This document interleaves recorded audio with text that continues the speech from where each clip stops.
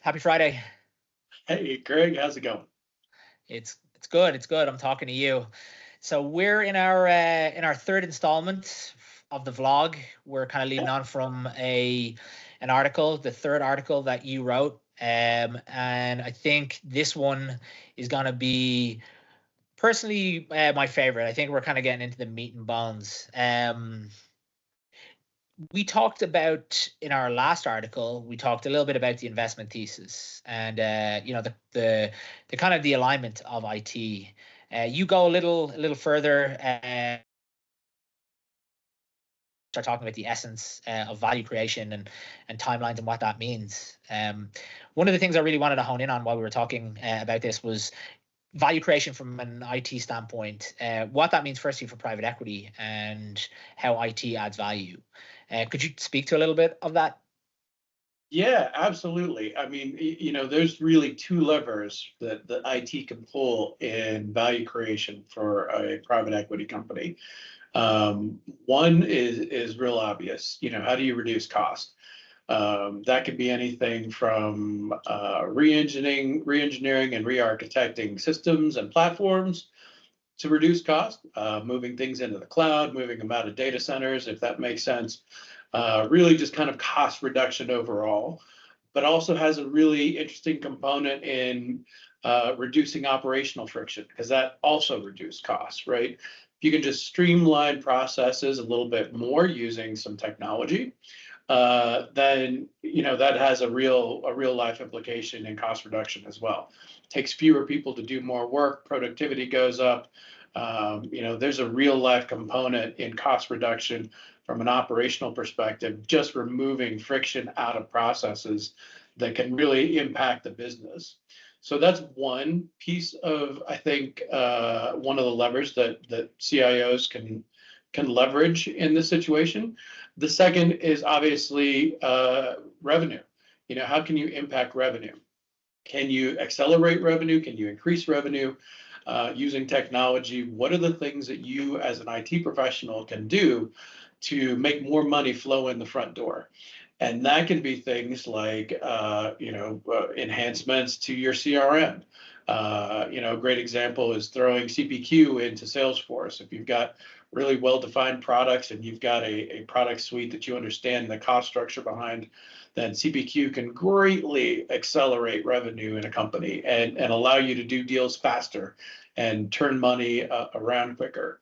So, there's the two components, at least as far as I'm concerned, that really have the most impact is what can I do to bring money into the company quicker, and what can I do to quell spending and to push down costs. Yeah, so kind of like weaponizing IT, and I quote you because I've heard you say that before, right? Absolutely. Yeah, weaponizing IT, being like that support structure to help the business kind of grow, scale, and really build revenue. From an operational standpoint, sometimes private equity firms, either downsize or integrate maybe like two or three different companies within the portco to create like efficiencies and synergies, right? Would you ever push back from your perspective as an IT leader when either you're riffing people or getting rid of like an IT department, to say that if you are outsourcing some certain things, certain initiatives within an organization, you give it to a third party like an MSP, that may actually hinder or hamper growth in like a couple of years to pivot within a business from a business standpoint, because you've got a break when there's like a third party, right? You're not really moving exactly as one ship. So can you speak to that a little bit? Because I've seen that happen to people sometimes, or companies sometimes. Yeah. Like I think that each one of those situations is you have to take in context, right? Like it really depends on what the business pivots off of. I'm more of a tech industry person. So, for me, I look at companies that are more focused on SaaS platforms, on platform plays, on some sort of heavy technology leverage in the business. you can make the argument that really any company is a technology company now because everybody has email, everybody has a CRM system, everybody has accounting and ERP. But for more heavily tech type companies, you really need to understand what the business hinges off of in terms of its technology. So you have to be really careful about outsourcing and what you choose to outsource and what you don't choose to outsource. Sometimes it doesn't matter, or it can be a value add. You can reduce costs dramatically by outsourcing some activities, but you have to understand what the risk you're putting the company in when you do that. So I think it's very situational. I don't know that there's really one blanket answer for every context, but you really need to understand how technology plays into the overall company strategy and what you can outsource and what you can't. Yeah, and from like strategic initiatives, and bring it back to like just your timeline, when does IT start really talking about its value or adding its value, and really kind of like beating its chest from doing like a good job? And I mean, like, there's like certain timelines, in your article you talk about like 100 days, and you go into like 3 to 5 years. Like, how do you keep not just taking orders, but like saying, hey, we've done this, we are now suggesting we go on this way, and knowing you're very like, look, we've done a good job for a year, give us some more rope, we'll do an even better job, we'll give you we'll make it even better for you, the experience from an IT and business standpoint. When do you start really basically being the IT advocate? Yeah, no, absolutely. I kind of covered this in the article a little bit, but first, I broke it out pretty easily. First 100 days is all low-hanging fruit.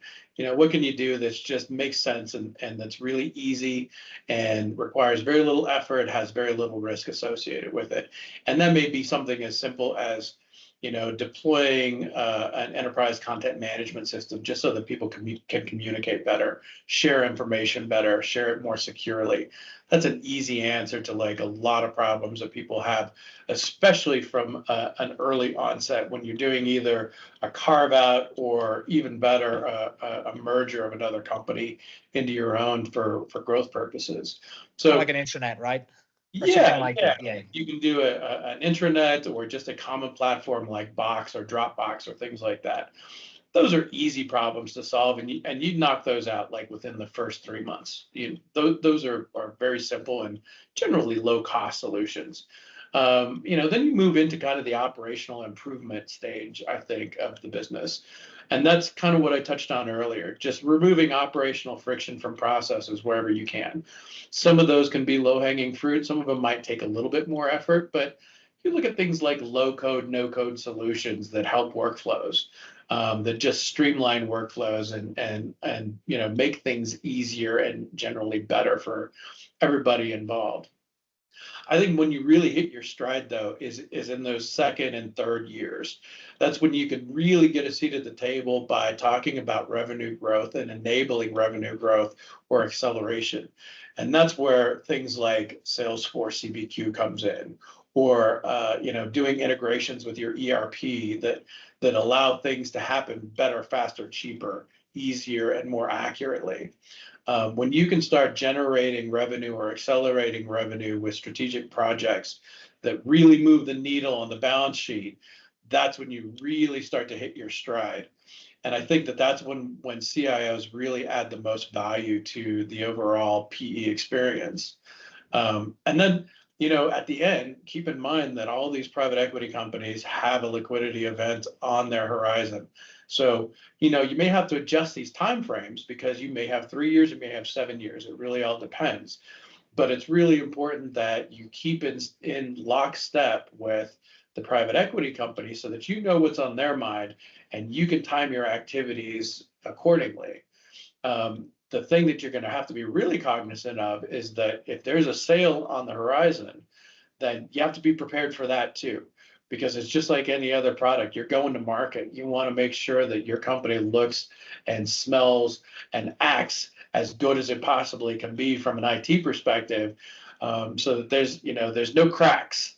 You got to make sure that everything looks good and passes that sniff test, because somebody's going to come in and do diligence on you, and you don't want any really glaring and obvious holes in your strategy. So all of those have to be taken into account across the whole timeline. Of course, and you don't want to be the reason EBITDA is miscalculated, right? You don't want to be that reason. Yeah. You don't want to be in that seat. No. Well, this has been awesome. I really enjoyed that last article. It was very easy to follow and made a lot of sense. I can't wait for the next one. I think we're going to go more into like real life case studies and such. What is it going to be on? If you just want to give a couple of words on what you think the next article is going to look like. Yeah, sure. The next article is going to really focus on strategic roadmaps, but I may throw in a couple of case studies along just to make it a little bit more real and relative to people who may have had to deal with some of these situations in real life. Yeah, or people that will come across this at some point. You're giving them some knowledge on like how to deal with it, like the what not to do, what I did and you shouldn't do kind of scenario. Yeah, well, that's awesome. Thanks again. I love talking to you about this stuff. I like the private equity space, and the trials and tribulations that come with it are always fun to talk about. So thanks again, Bob. I appreciate it. Can't wait for the next one. Yep, me neither. Take care. See ya.